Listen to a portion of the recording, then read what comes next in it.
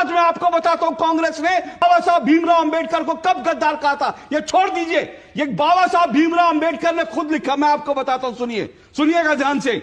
धन्यवाद समारोह लंदन से दूसरी गोलमेज परिषद से वापस लौटने पर आरटीसी मुंबई 29 जनवरी 1932 डॉक्टर भीमराव अंबेडकर का वहां भाषण है। वो कह रहे हैं मुझे कांग्रेसियों के द्वारा देशद्रोही कहा जाता है क्योंकि मैंने गांधी जी का विरोध किया। मुझे इस आरोप से कोई परेशानी नहीं है। यह आरोप आधारहीन, झूठा और देशयुक्त है। वो बाबा साहब भीमराव अंबेडकर कह रहे हैं कि मुझे कांग्रेसी गद्दार कहते हैं। यह आपका पैशन है कि आप बाबा साहब भीमराव अंबेडकर को गद्दार कहते थे और आज आप बड़ा बड़ा महफिल लूटना चाहते हैं। मुझे इसका जवाब दीजिए, क्यों बाबा साहब भीमराव अंबेडकर को गद्दार कहा कांग्रेसियों ने? अशोक जी, तेज बोलने से झूठ नहीं बदल जाता। झूठ ये सच है, झूठ ये सुन लीजिए, कुछ पढ़ लिख कर आए हैं तो मेरे सवाल का जवाब दीजिए। मैं बाबा साहब भीमराव अंबेडकर को कोट कर रहा हूं और हिम्मत है तो जवाब दीजिए। झूठ कहने से झूठ नहीं हो जाता। आपने 10 बार झूठ कह दिया, झूठ नहीं हो जाता। बताइए बाबा साहब भीमराव अंबेडकर को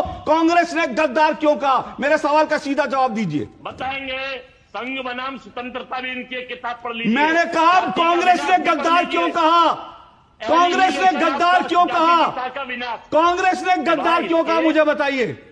तेज बोलने से और मुझे कहा मैं फिर पूछ रहा हूं, मैं आपसे 5वीं बार पूछ रहा हूं, कांग्रेस ने बाबा साहब भीमराव अंबेडकर को गद्दार क्यों कहा? जो बाबा साहब की बेइज्जती, मुझे बताइए कांग्रेस ने बाबा साहब भीमराव अंबेडकर को गद्दार क्यों कहा?